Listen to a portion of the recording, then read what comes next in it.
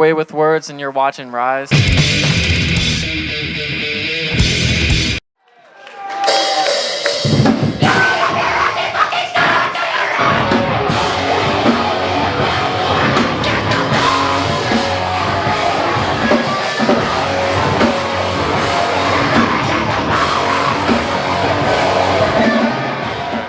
One of the things that's notable about you guys is that you guys started through the internet. So can you guys give me like a rundown of how that came about? All right, I met Gabe when I was 17 and Gabe was 15 through a Discord server. Don't make fun of us in the comments. But I was still learning guitar at the time, and I was trying to start a local band, but it fell apart really fast. So I tried to get Gabe to track the guitar parts. Would, send me stuff to track, and then I forgot or something. Yeah, I would send them the guitar profiles, and but yeah, we ended up becoming closer because I don't know, we had the same haircut or something, and I remember this one summer, we were always talking, helping each other with girl problems.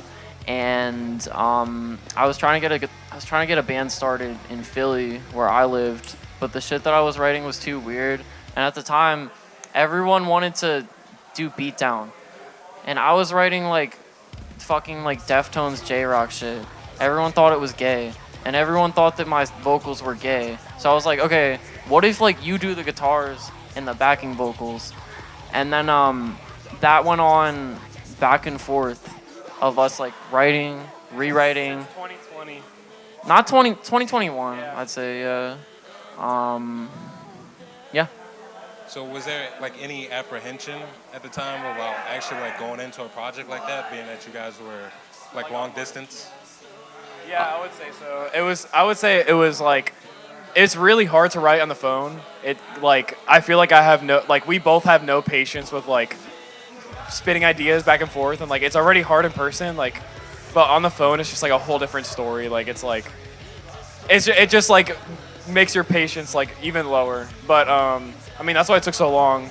We have 3 songs and it's been 3 years, so but I mean, I'm super happy with, yeah, it's been more than 3, but I'm super happy with how everything's turning out, and we have 2 new songs already, and we have Blackheaven plans and stuff, so I'm really happy with everything. So I think the distance between all of the members also gives us a higher standard for quality, because it's if I'm flying out and Styx is driving an hour and we're learning these incredibly difficult and complicated songs, it has to matter, you know?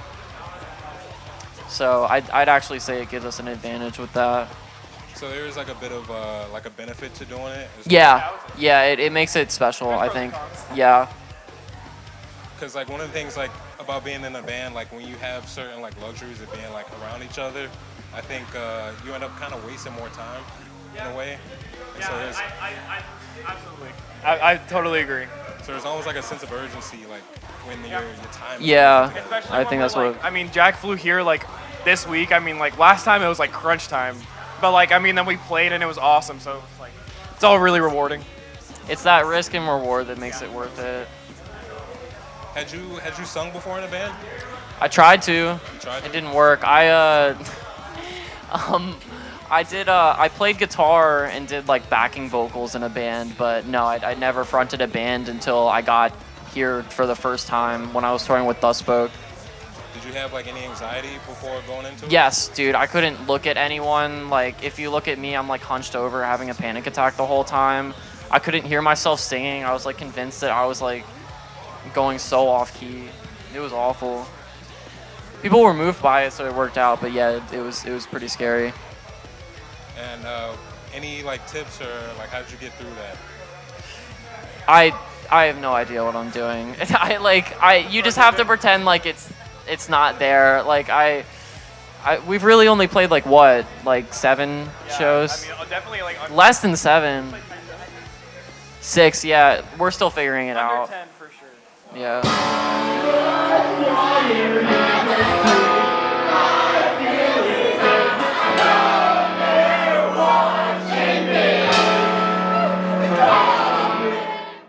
It was was just me and Gabe at first, but Gabe, was playing in a ton of bands. Gabe was playing in Descent, Manticore, a couple others, and Styx was playing drums in just about every single one of them. Yeah. Specifically, I met Gabe through Descent, and I was like, I met you because of Ninth Gate. I mean, I guess, yeah. Ninth Gate Manticore stuff, but we started really like chilling during Descent days, and because I was drumming in that and 2 other things, I was kind of like honestly shaking off a lot of rust. I hadn't played drums consistently in like in almost 3 years when I got asked to like do the first show with this band, and nothing was set in stone at first, but I grinded it out, and like we're here, and I'm very, very proud of both of y'all for everything that this project's done. It's beautiful. I'm having a fucking blast. So Awesome. So how many bands is this for you? 5? You? 4. I think I think it's 4 active. So how do you like balance that? I have to put a lot of stuff on hold. Like I'm in 4 active, but like I have more that I'm working on, like with my friends and stuff, and like we literally have to like stop until like I have to do this tour, and then like Fallen got stuff, and like it's definitely hard to manage. And it does get like a little like demotivating, I would say, because it's even like with us, like we had the songs for so long, like we both went from like fucking hating them and then loving them, and like it's just like I got off track, but yeah, it you learn to manage it, but like yeah. It's like every month, Yeah. a different band is the most active. yeah, that's a good way to put it. One is on the back burner, another is touring and practicing, and like one will be playing a bunch of shows, one will be writing a bunch, and the others are chilling for a bit, and it's like a merry-go-round where it's just flip-flopping whoever's the most active in that time period. We all find ways to work around it, especially because like it's 5 bands, but it's not 5 completely different sets of people. Like me and Gabe together are probably in like 3 of Gabe's 4 bands. Yeah. So like that. so that helps in the sense of managing, because both of us already can't do certain gigs.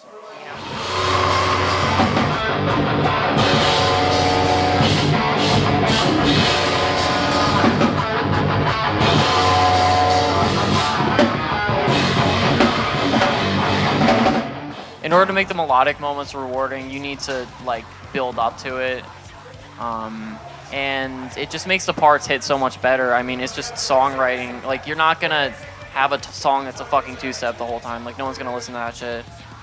Like no one's gonna listen to a 3-minute long breakdown. Like you need dynamics. When I write songs, not so much the riffs, but I try and listen to like classic timeless records like My Chemical Romance, 3 Cheers, or Glassjaw, Everything You Wanted to Know About Silence. And not really the riffs or the chord progressions, but I try and focus on the structure of it and the arrangement and what makes those parts as memorable. Because if you really break it down, it's really simple. Like it's like a lot of those songs are like 5 parts total, but they just arranged it to make it extra exciting every time. And how do you make it so that it doesn't feel forced? If it feels forced, I can feel it. It takes time. It takes a lot of We went time. through so many revisions for these songs, and like there's still a bunch of parts that we don't like, but like it was filled with that before, so like it just takes time, and like Jack said, like if it doesn't feel right, like If it doesn't feel right, I'm gonna say something. If I try to ignore it, it's gonna fucking haunt me forever. Like I need to. The last thing you want is for it to feel forced. Yeah. That's bad music. Yeah. Did you guys have parts where it's like, all right, this is cool, but it doesn't necessarily fit for this? Yes. Yes. A lot. Yes. A lot. We call it parts core.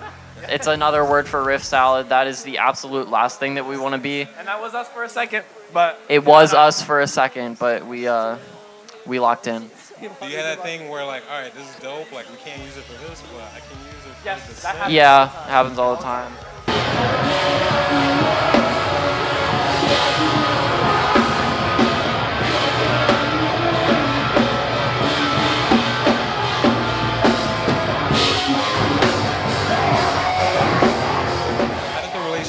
with Blackheaven come about?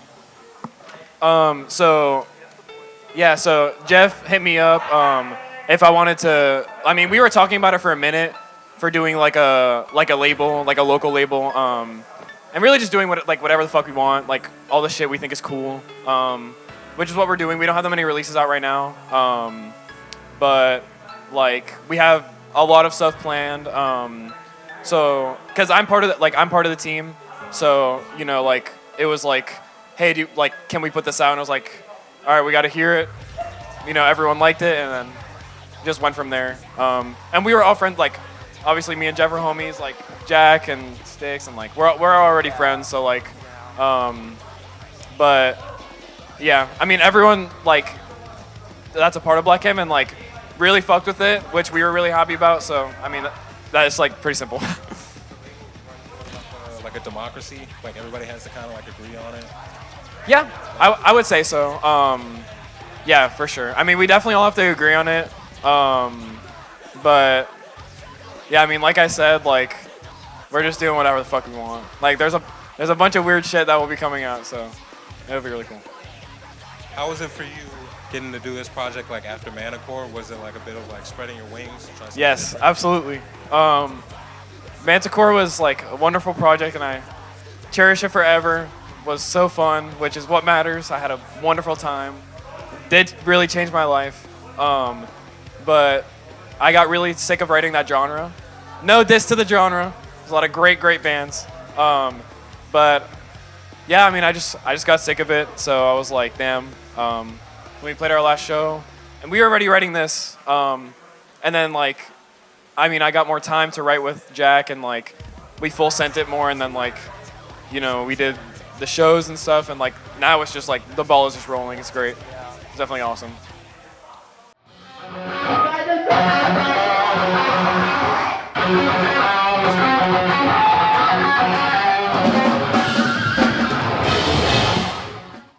When you have like those super hard parts and then it goes into a soft part, do you worry about like the kids who are attracted to like this band because of like the melodies? Do you worry about them getting like scared to get moshed? Wait, let's think about it. You ever think about that? I gotta say that I tend to be one of those people. Like myself, the older that I've gotten, the more I've tended to keep my singing music and my screaming music separate. And I would not take a band that I don't genuinely like at all. This is something where even to me, as one of those people, like it just flows. It just flows, and it just works so well because I feel like it's very different from like a lot like specifically the choruses. You use a lot of like jazz stuff. You're using a lot of like sevenths, shapes, and ninths, and like weird stuff that makes it work so much better than I think a lot of bands tried to. All hail chromaticism. Yeah, facts. No parallel fits and shit. All you know. But also, I have a feeling you're referring to like people that come to shows and stuff. Okay, so to that question, I will say I think it's great. Like it exposes like the kids that like the melodic stuff to the heavy stuff, and vice versa. It goes both ways. To them getting scared question. It's fun to get scared. It's a thrill. If you appeal to everyone, you appeal to no one. I will say the new stuff that we're writing leans a lot more to the melodic side, just because that's what I'm feeling right now. But my original intention was to make the songs kind of feel like this emotional roller coaster, which is like you can't have that without anger, right? You're not gonna have, like you're not gonna be able to like display these themes about like heartbreak and like illness and like being in the hospital, like over medicated. Like you can't, at least I can't, you can't illustrate, there's anger in it, so to ignore that would be stupid. It would be unrealistic. Like you can't write like a Claro song about that, and I want it to, I just want it to be really up and down, like a roller coaster. And as far as like the artwork for the record, like how did that come about? Like who worked We've had on so it? many different artworks. I mean, it was just like Gabe was just friends with Elise, and I've literally like from like my first band that never became a band, I just like wanted like some girl with black hair and like a snake around her neck. The snake didn't make it, but I was just like, hey, like the snake didn't make it, but Elise did what she did, and then Albert made the artwork, and it looked dope. It looked like some SoundCloud shit, which we were in part inspired by. Yeah.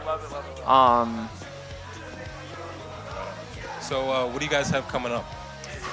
We're doing a 2-song promo, which serves as a single for the full length.